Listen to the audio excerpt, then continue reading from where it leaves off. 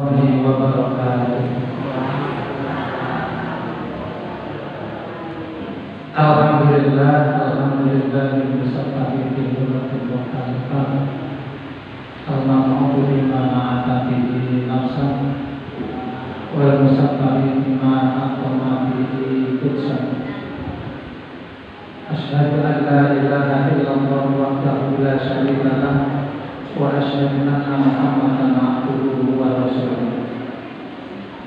Allahumma shalli ala Muhammad wa ala alihi wa ashabihi wa man tabi'ahum bi ihsan ila yaumil qiyamah.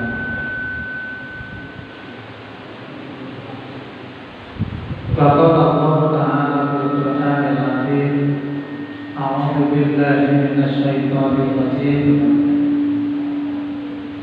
Ya ayyuhalladzina amanu taqullaha wa qulu qawlan sadida yuslih lakum a'malakum wa yaghfir lakum dhunubakum wa may yuti'illaha wa rasulahu faqad faza fawzan 'azima.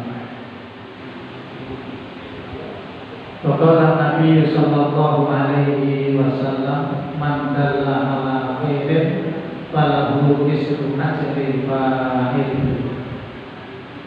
Rabbana nasrah lana sudurana wa yassir lana umurana wa hdul 'uqdatam min alsinatina yafqahu aqwalana. Amma ba'du.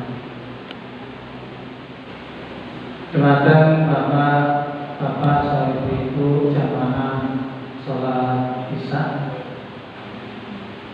seluruh jamaah pengawasan yang dirahmati dan dimuliakan Allah Subhanahu wa Ta'ala. Pada kesempatan malam hari ini perlu rasanya kita bersyukur kepada Allah Subhanahu wa Ta'ala bahwa pada malam hari ini kita bisa menunaikan sholat isya berjamaah, dilanjutkan dengan pengajian rutin yang biasa kita lakukan selapan sekali, yaitu malam Ahad Pahing, yang biasa disebut dengan pengajian pleno. Salawat dan juga salam tidak lupa kita aturkan kepada baginda Rasulullah Sallallahu Alaihi Wasallam yang telah membimbing kita meskipun tidak secara langsung, namun kita merasa bahwa Rasulullah Sallallahu Alaihi Wasallam telah memberikan banyak petunjuk, banyak contoh-contoh yang memang harus kita ikuti di dalam kehidupan kita agar kita selamat di dunia dan selamat pula di akhirat.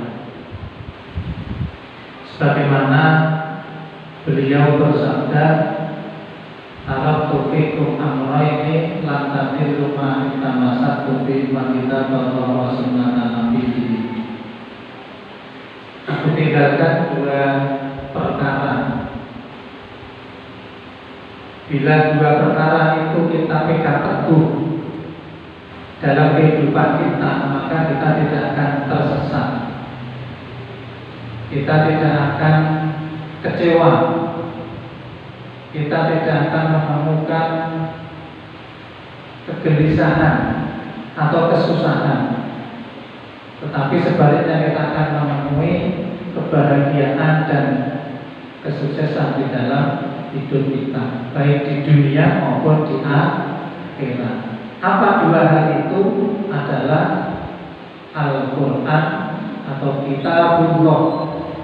Kitab dimaksud di situ adalah Al-Quran, Al-Quran berkarya, Kitabullah wa sunnatan nabiyyi, yaitu Al-Hadis As-Sahih atau Al-Hadis As-Sahihah. Jadi hadis-hadis yang sahih Itu yang harus kita ikuti.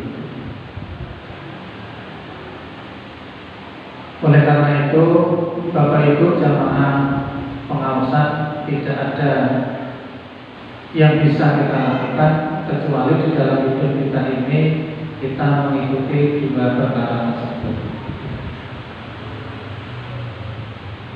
Kemudian selanjutnya Bapak Ibu, alhamdulillah pada kesempatan malam hari ini sekali lagi kita bisa bertolak ilmi, kita bisa duduk di antara taman-taman surga.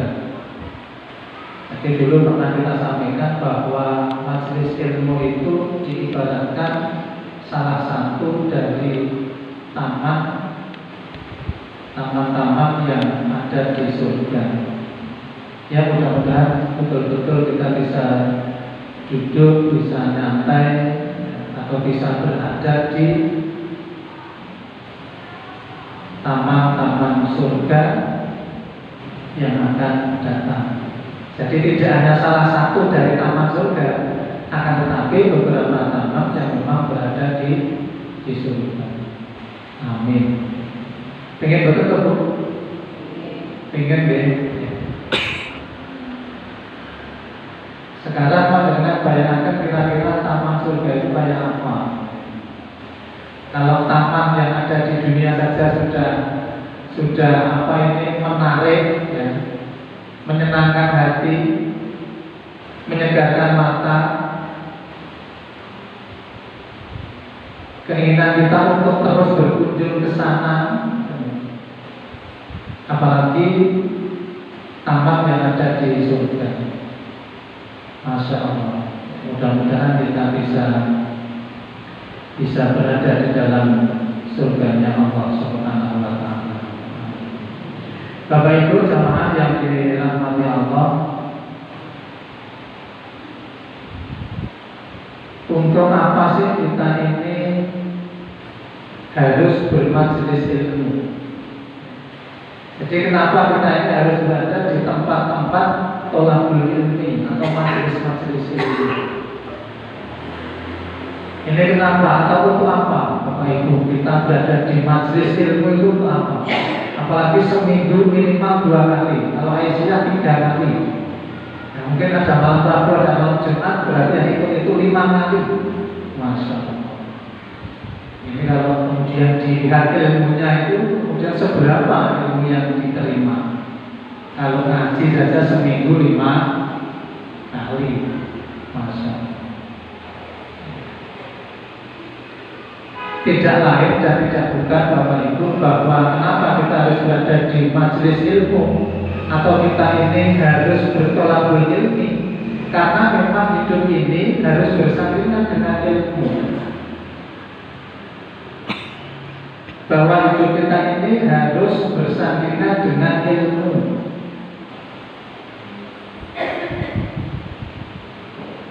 Karena ketika hidup kita bersanding dengan ilmu, maka insya Allah hidup kita ini akan bermanfaat.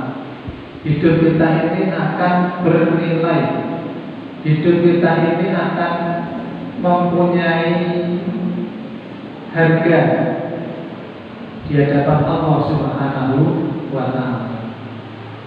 Karena Rasulullah telah menyebutkan di dalam hadisnya, "Man arada dunya fa alaihi bil ilmi." Hidup di dunia ini harus dengan ilmu. Karena kalau dengan ilmu, maka hidup kita ini pasti akan mengikuti apa yang menjadi arahan petunjuk daripada ilmu itu sendiri. Sebaliknya, ketika hidup kita ini tidak berdasarkan pada ilmu, maka apapun dilakukan dengan tanpa ilmu. Artinya kalau bahasa Jawanya itu ngawur gitu. Jadi hidup ini kalau tidak dibersamai dengan ilmu, bisa jadi hidup kita ini ngawur gitu ya. Kalau kita bekerja, mungkin apa yang kita lakukan dalam pekerjaan itu hanya bernilai dunia. tidak bernilai akhirat. Atau ketika kita berada di tengah-tengah keluarga, maka kita tidak bisa memberikan bimbingan arahan terhadap keluarga itu sendiri, karena memang sedang memiliki dasar. Maka tidak bosan-bosannya Bapak Ibu kita untuk bertolakul ilmi. Mudah-mudahan ilmu yang Allah berikan kepada kita bisa membimbing kita di dalam kehidupan kita ini.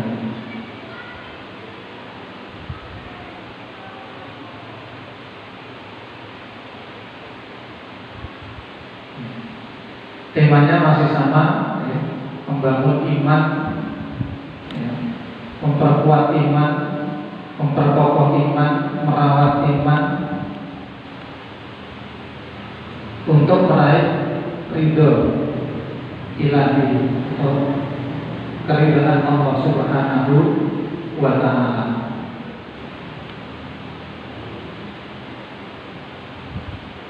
Adapun tema atau judul pada malam hari ini adalah menjadi manusia utama. Sebenarnya sama dengan judul yang kemarin Bapak Ibu. Siapakah manusia yang terbaik? Siapakah manusia yang terbaik? Kemarin sudah kita sampaikan beberapa ayat Al-Quran dan juga sunnah Nabi atau hadis yang menunjukkan bila mana manusia itu atau bila mana seseorang itu disebut dengan sebaik-baik manusia atau sebaik-baik umat. Maka untuk yang malam hari ini hampir sama.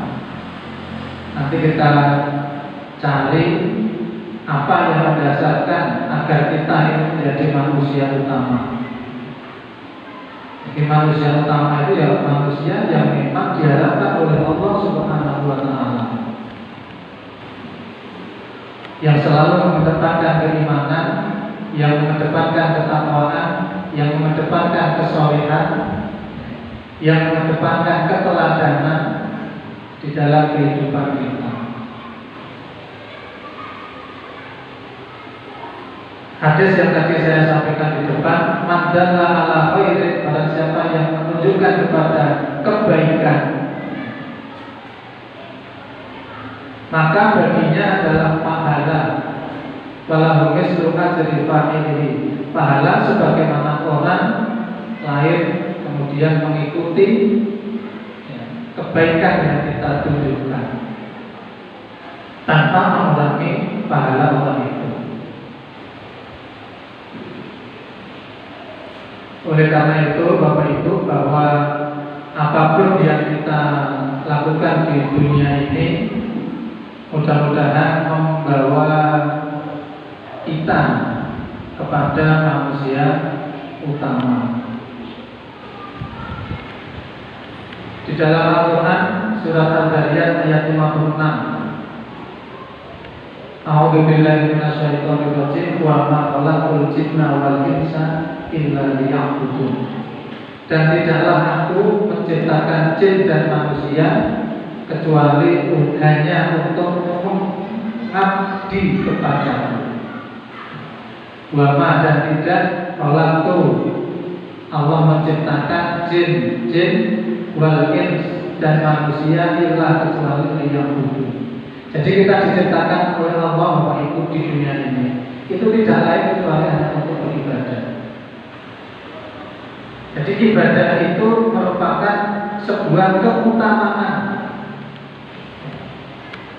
yang diberikan oleh Allah Subhanahu wa Ta'ala terhadap manusia. Apa pemberiannya? Pemberiannya adalah bahwa supaya manusia itu tidak lain dan tidak bukan di dalam hidupnya adalah menghamba kepada Allah. Yang betul ini artinya untuk taat, ya, untuk mengikuti perintahnya. Sebaliknya, tapi tidak mengingkari, tidak mendurhakai dan lain sebagainya. Jadi ilah yang betul. Jadi hidup kita itu Bapak Ibu ya hanya untuk menghamba kepada Allah, untuk taat, untuk patuh, untuk tunduk, untuk mengikuti apa yang memang diperintahkan oleh Allah Subhanahu wa taala kepada kita. Kalau itu kita lakukan, maka kita akan mendapatkan predikat dari Allah, yaitu manusia utama. Dan aku tidak menciptakan jin dan manusia melainkan supaya mereka mengabdi kepada. Ini yang harus kita garis bawahi Bapak Ibu, dan kita tanamkan di dalam hati dan pikiran kita, bahwa hidup kita itu tidak untuk yang lain, tidak untuk bersenang-senang, tidak untuk berfoya-foya, tidak untuk memburu dunia, tidak untuk apalagi ya sekedar kita hidup di dunia, tidak. Tetapi bahwa kita hidup di dunia atau diciptakan oleh Allah itu untuk yang lebih jauh daripada dunia, yaitu akhirat. Ini dasar yang pertama. Kemudian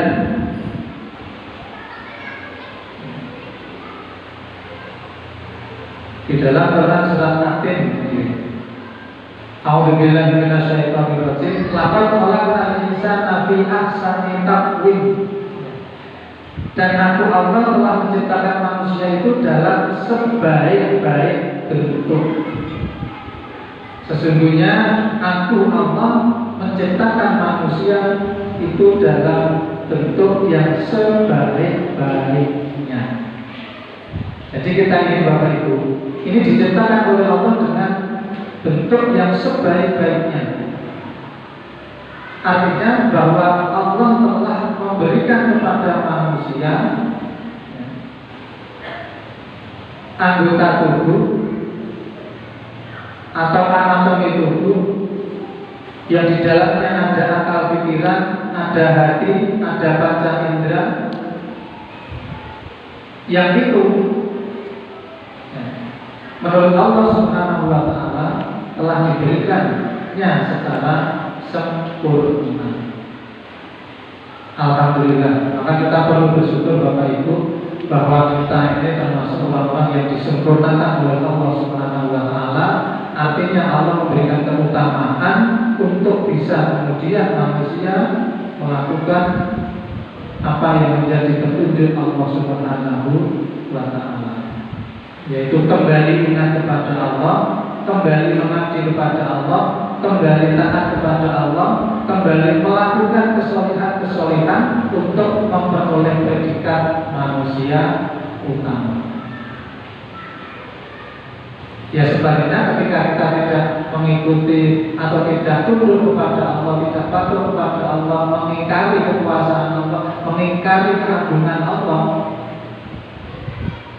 maka sebaliknya kita akan menjadi manusia yang hina. Maka selanjutnya ayat summa radadnahu asfala safilin. Ini ketika manusia tidak bisa menggunakan panca indera, tidak bisa menggunakan akal pikirannya, tidak bisa menggunakan hatinya, maka manusia akan terjerumus kepada satu tempat yang sangat-sangat hina. Kalau panjenengan sekarang bisa mengikuti berita yang ada di media, itu salah satu isu yang masih akan terus itu terkait dengan pernikahan sesama jenis. Di sebagian negara itu sudah diperbolehkan. Kebetulan kalau di Indonesia ini ya apa istilahnya, ya masih ditentang, meskipun masih ada kelompok-kelompok yang memperjuangkan itu. Kemudian kalau di Jawa Timur itu, na'udzubillah, itu menikah antara manusia dengan dewa. Pernah dengar Bu? pernikahan manusia dengan kambing betina. Ya, tapi setelah itu kemudian istilahnya dikritik atau diprotes sama Majelis Ulama Indonesia. Menurut berita akhirnya kemudian sadar dan bertobat dan kembali kepada kehidupan yang biasa. Terlepas dari ingin viral atau bagaimana, tetapi itu nyata karena ada ijab kabul. Jadi seorang laki-laki menikah dengan kambing betina. Kambingnya juga dibawa ketika akad nikah ini. Masya Allah. Maka ini sumarodat nahunas para sahabirin illal ladina amanu wa amilus sholihat. Maka benteng terakhir kita Bapak Ibu, memang kita harus memperkuat iman dan menunaikan amal soleh. Ketika kita beriman dan beramal soleh, walahum ajrun ghairu mamnun.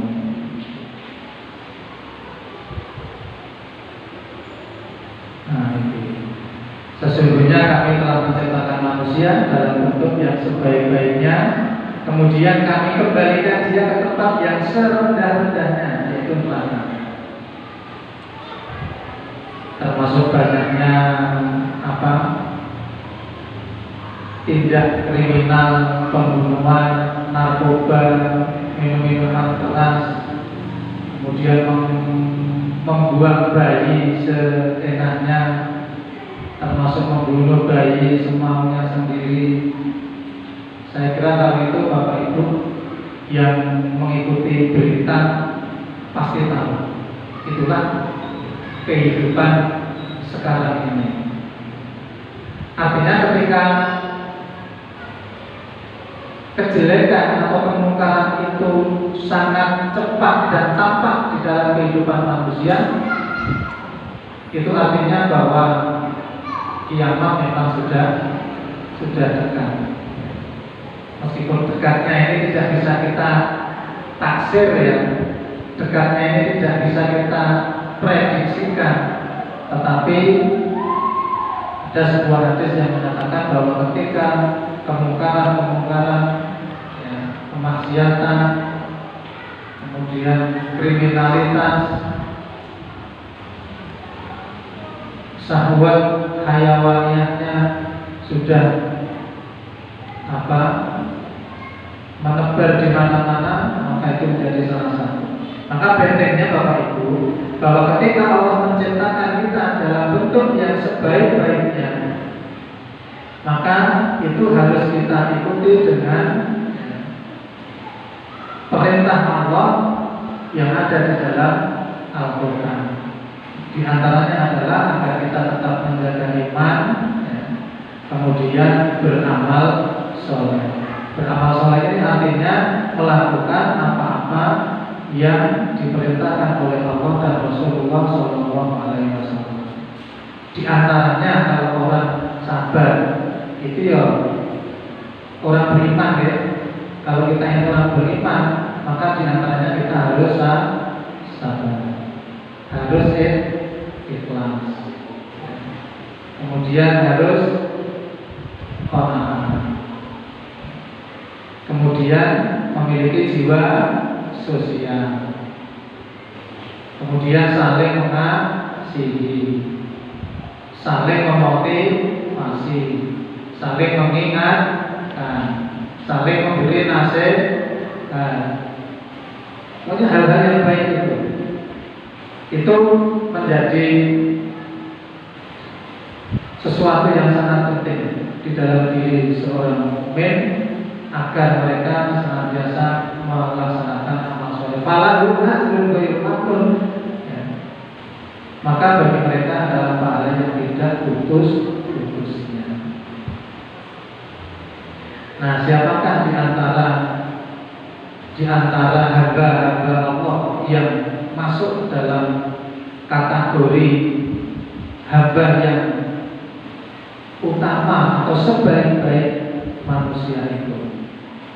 Maka di dalam Quran surat Shad ayat 30, A'udzubillahi minasyaitonir rajim, wa wahabna li Daud Sulaimana nikmal abdu innahu awwab.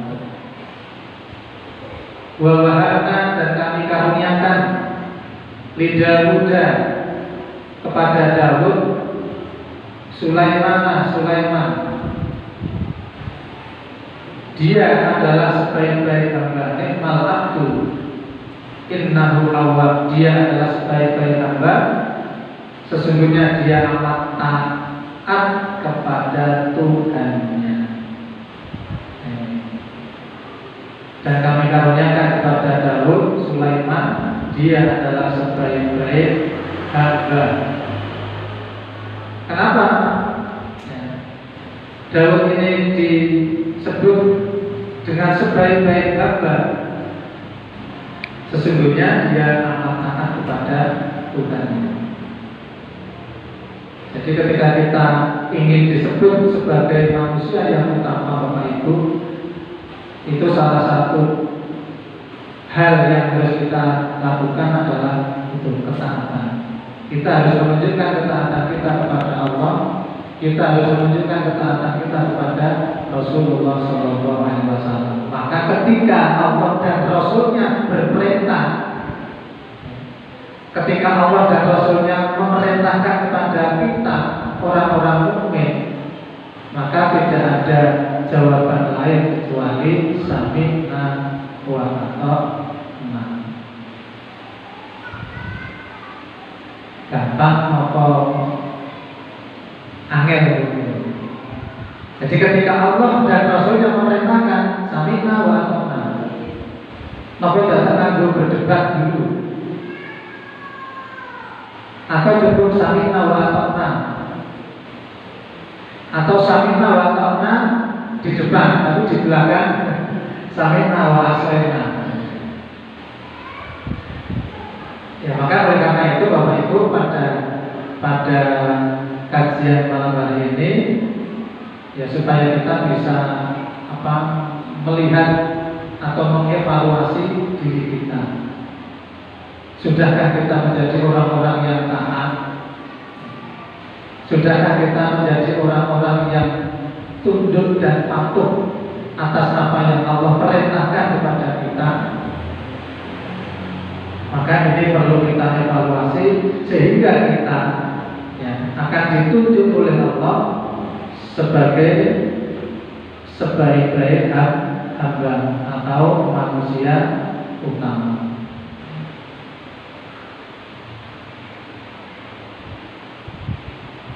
Kemudian yang kedua, siapakah yang diberikan keutamaan di antara hamba-hamba Allah? Tentunya dalam hal ini adalah para nabi dan rasul. Ini dalam Quran surah Shad ayat 44. Inna wajadnahu shabiran nikmal abdu innahu awwab. Inna, sesungguhnya, wajadna, kami dapati. Dapati siapa? Ini ada ayat sebelumnya, berarti dia Ayub. Nabi Ayub shabiran, seorang yang sabar. Nikmal abdu innahu awwab, dialah sebaik-baik hamba. Hamba yang utama, sesungguhnya dia amat taat kepada Tuhannya. Hanya saja ketaatan yang ditunjukkan Nabi Ayub ini adalah kesabarannya. Apa ujiannya Nabi Ayub? Ujiannya Nabi Ayub adalah diberi sakit yang tidak ujung-ujung sembuh. Kalau kita diberi sakit berkepanjangan itu kira-kira apa Bu yang kita lakukan atau yang kita keluhkan gitu ya? Ya, apakah bersabar, tabah, menerima, atau mengeluh kepada Allah, Gusti, Terus pundi menika panjenengan paringi kawula sakit boten tidak sembuh-sembuh gitu. Apa yang menjadi kekurangan saya ya Allah? Ya, akhirnya mengacu kepada Allah.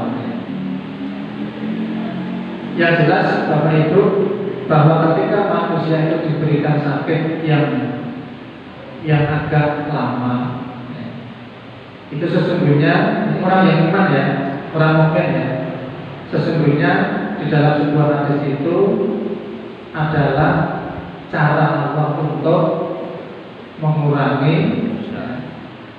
dosa daripada hamba tersebut. Selain itu ujian, tetapi di dalam sebuah hadis bahwa ketika seorang mukmin itu diberikan sakit yang berkepanjangan,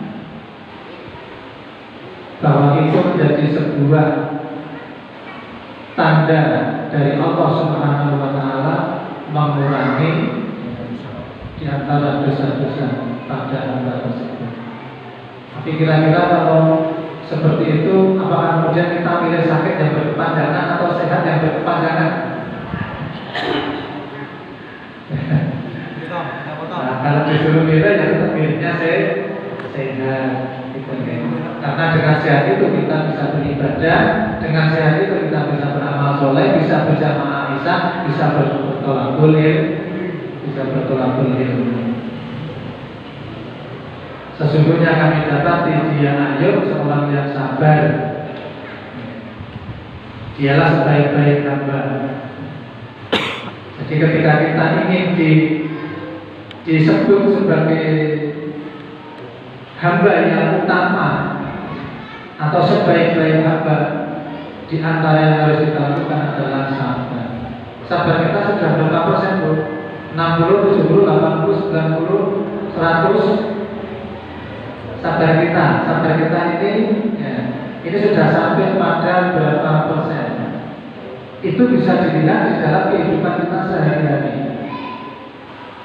Apakah hari kemarin kita sempat marah? Apakah hari ini kita juga sempat marah? Kalau kita sempat marah, berapa kali kita kira-kira marah? Kepada siapa kita kira-kira marah? Nah, itu kan bisa diperkirakan. Kira-kira kesabaran saya ini berapa persen? Beda kalau marahnya itu untuk mendidik, Bapak Ibu. Beda kalau marahnya untuk mendidik, marahnya untuk menasihati. Itu beda marah dengan yang diikuti dengan hawa nafsu. Akhirnya yang keluar itu bahasanya rokok, inggil, A, B, C, D.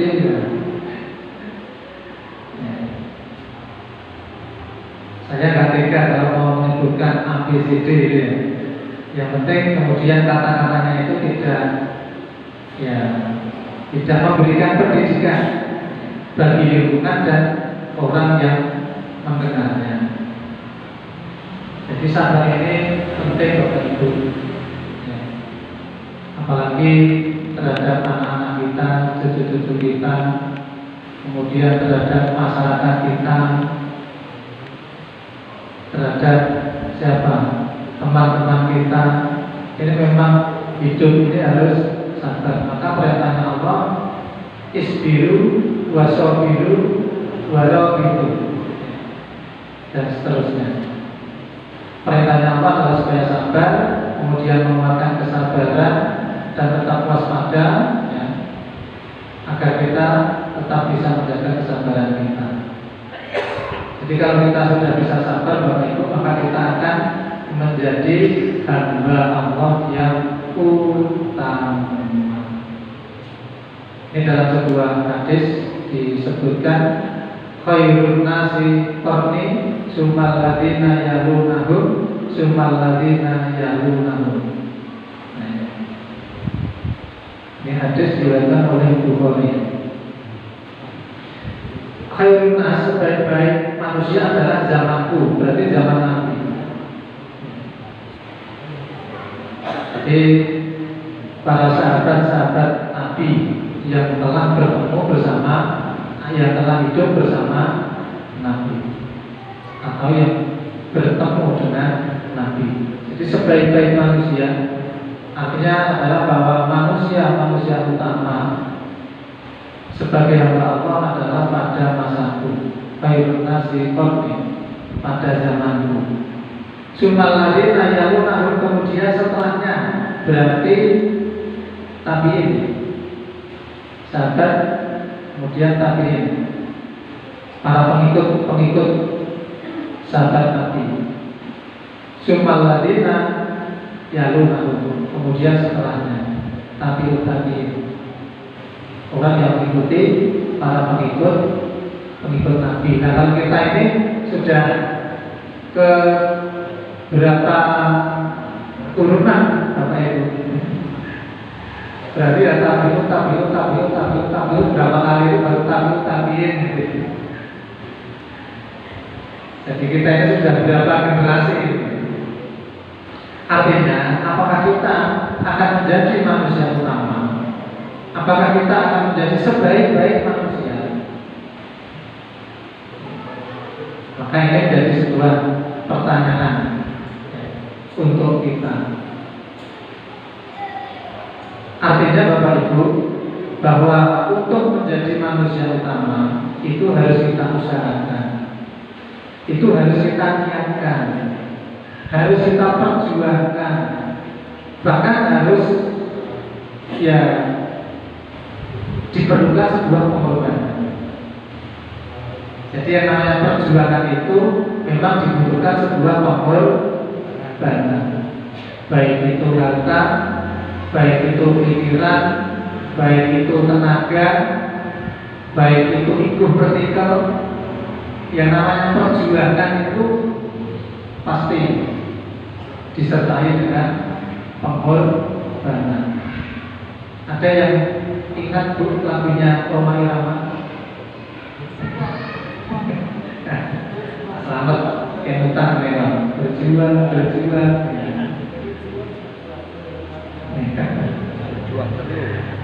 Itu apa itu? Jadi tidak ada perjuangan tanpa pengorbanan.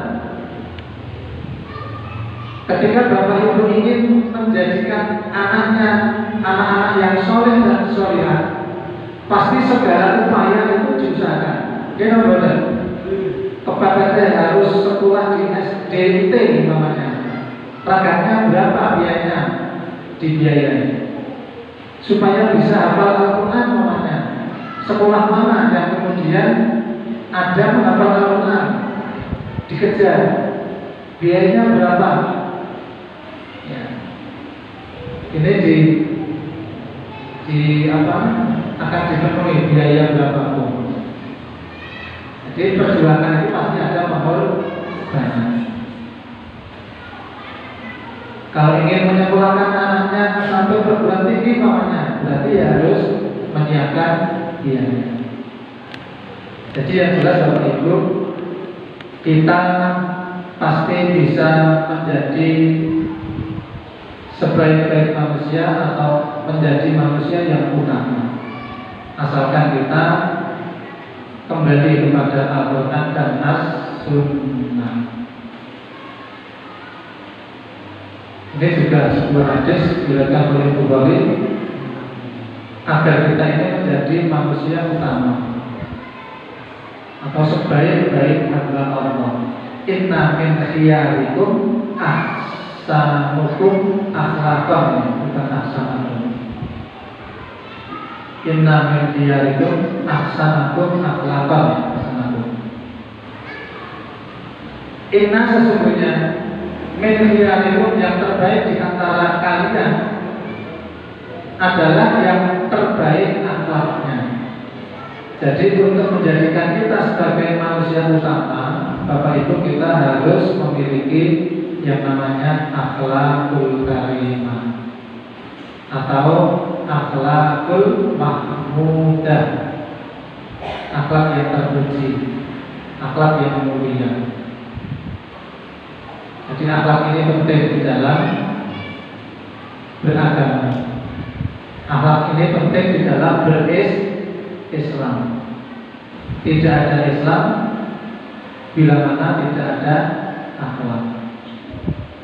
Buat apa kita sholat? Buat apa kita zakat? Kalau kemudian setiap hari kita ini menyakiti tetangga kita. Kita betul-betul. Apa artinya sholat kita? Apa artinya puasa kita? Kalau kemudian setiap hari kita ini menyakiti orang lain, ya dengan berbagai masalah, maka hubungan manusia itu sangat penting, Bapak Ibu. Artinya harus kita jaga, harus kita perhatikan. Jangan sampai di antara hamba-hamba Allah ini kemudian berselisih, ini kemudian bertengkar, ini kemudian tidak rukun, ini kemudian saling mencari kesalahan. Nah, ini tidak diajarkan di dalam Islam. Jadi sesama manusia ini harus betul-betul dapat mengikat jiwa kemanusiaannya, jiwa kehambaannya di antara satu dengan yang lain. Maka di dalam sebuah hadis itu kan Bapak Ibu ketika sakit ada perintah menengok, kemudian ada saudara kita yang atau masyarakat kita yang meninggal dunia, kita diminta untuk takziah. Diberikan salam, kita menjawab salam. Dan masih banyak lagi. Maka akhlak ini penting. Sehingga ketika kita Bapak Ibu ini minimal 2 kali pengajian. Tadi kalau saya sampaikan Aisyah itu mesti 3 kali. Karena di masjid kan 2 kali. Ya. 2 kali, 3 kali, 4 kali, 5 kali. Ya. Itu masa kemudian kita masih kembali kepada kebiasaan kita. Ya. Yang tidak ikhlas, yang marah, kemudian yang menyakiti orang lain baik dengan kata-kata maupun perbuatan, atau menyakiti dengan teknologi yang saat ini modern, Bapak Ibu. Dengan apa? Dengan status. Nah, apa kedudukan status? Yang di dalam status itu kemudian kita menyakiti saudara kita. Contohnya mungkin kita buat status, atau kita menulis tulisan di status WA kita atau HP kita. Nah, menehi kuwi yo sing ikhlas. Mosok menehi karo merengkut. Nah, kira-kira itu baik atau tidak, Bu, kira-kira? Ya meskipun tidak secara langsung gitu ya, tapi lewat udara. Jadi kita menyakiti orang lain lewat udara, menyinggung orang lain lewat udara. Karena tulisan kita itu pasti akan mengarah kepada orang lain.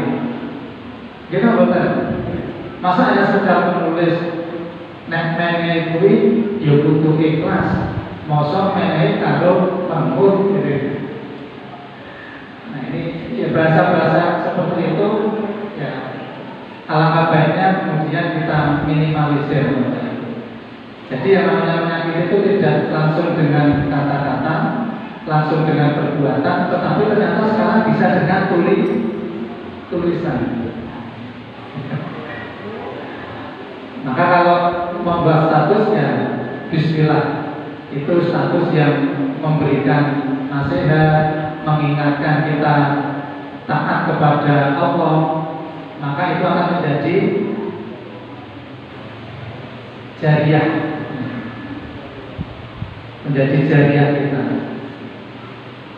Tetapi nanti kalau kata-kata yang selalu kita tulis itu kemudian mencela orang lain, menghina orang lain, atau apa yang kemudian bisa perasaan orang lain itu sakit, maka itu akan menjadi dosa yang kita miliki. Oleh karena itu, Bapak Ibu kembali kepada hadis yang menunjuk kepada perintah agar kita berakhlak yang baik. Maka bismillah, mari kita niatkan, mari kita tanamkan di dalam hati dan pikiran kita bahwa tidak ada yang akan saya lakukan dari semua anggota tubuh saya ini kecuali kebaikan, kebaikan, dan kebaikan. Sakit ya begitu ya, Bapak Ibu. Bismillahirrahmanirrahim. Karena itulah yang nanti akan, ya artinya kebaikan atau akhlak atau amal soleh kita itulah yang nanti akan mendampingi kita di dalam kematian kita. Idza mata ibnu Adam in qata'a amalu illa min salasin sadaqatin jariyatin aw ilmin yantafa'u bihi aw waladin sholihin. Jadi mudah-mudahan kita mempunyai amal jariah dari kebaikan-kebaikan yang kita lakukan di dalam kehidupan kita. Jadi akhlak Bapak Ibu tidak hanya lisan kita, tetapi tangan kita, kaki kita, dan anggota tubuh yang lain. Wa khairun nasi anfa'uhum linnas. Hadis riwayat At-Tabrani. Wa khairun nas, dan sebaik-baik manusia adalah yang paling bermanfaat bagi manusia yang lain. Nah, ini penting Bapak Ibu, bahwa untuk menjadikan kita sebaik-baik manusia atau untuk menjadikan kita manusia utama, alangkah baiknya kita, hidup kita ini bermanfaat untuk orang lain. Jadi ketika kita disambati teman kita, ya, membutuhkan bantuan, kita bantu. Berarti kita bermanfaat terhadap teman kita. Ada tetangga kita yang minta tolong untuk bisa diantarkan ke rumah sakit umpamanya, bismillah kita tolong, kita bantu, kita antarkan. Artinya kita bermanfaat untuk tetangga kita. Maka ketika kita dimintai tolong Bapak Ibu, jangan sampai justru keberatan. Wah, yang kamu tepat, tolong, betul sakit. Kata saya udah ngerasa-ngerasa gitu, padahal sehat. Padahal sehat ngerasa-ngerasa, tapi karena dimintai tolong sama saudaranya atau tetangganya, kemudian berat hati untuk menolong. Nah, orang yang berat hati ini maka tidak termasuk manusia yang utama. Manusia utama itu adalah mereka yang bermanfaat bagi orang lain. Oleh karena itu, Bapak Ibu, monggo kita bisa bermanfaat untuk orang lain. Bila mana ada masyarakat kita membutuhkan kita, apa saja wujudnya, bismillah, kita bantu semampu kita. Kita bantu apa yang kita bisa. Kira-kira begitu Bapak Ibu.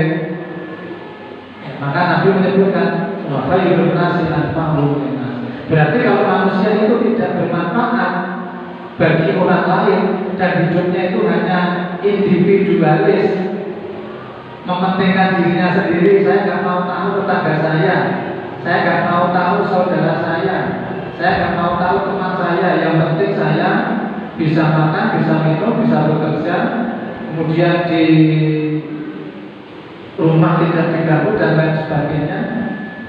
Maka sungguh bahwa kehidupan yang seperti itu kurang bermanfaat bagi orang lain. Mudah-mudahan Bapak Ibu kita betul-betul bisa bermanfaat bagi orang lain.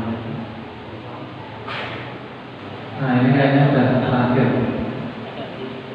Khairukum man yurja khairuhu wa yu'manu syarruhu. Khairukum sebaik-baik manusia adalah yang diharapkan kebaikannya. Artinya bahwa orang itu selalu berbuat baik kepada kita. Jadi ketika seseorang selalu berbuat baik untuk orang lain, maka sesungguhnya dia telah berada pada satu keutamaan yang diberikan oleh Allah Subhanahu wa taala. Wa yu'manu syarruhu. Wa yu'manu syarruhu itu dan aman dari kejelekannya. Jadi tidak berbuat jahat, tidak menyakiti, tidak menganiaya, tidak membohongi, tidak apalagi merugikan dan lain sebagainya. Maka jadilah kita sebagai seorang hamba yang bisa memberikan kebaikan untuk orang lain dan tidak menyakiti orang lain. Terima kasih. Mengatakan Bapak Ibu ingkang saged kawula aturaken sepindah malih mugi-mugi kula panjenengan sedaya awit hidayahipun Allah kita saged menuju datang, yaitu mewujudkan atau menjadikan kita sebagai manusia yang utama, atau menjadikan kita ini sebagai seorang mukmin yang betul-betul taat, tunduk, patuh kepada Allah Subhanahu wa taala. Kurang dan lebihnya mohon maaf. Subhanakallahumma wa bihamdika asyhadu an la ilaha illa anta astaghfiruka wa atubu ilaik. Assalamualaikum warahmatullahi wabarakatuh.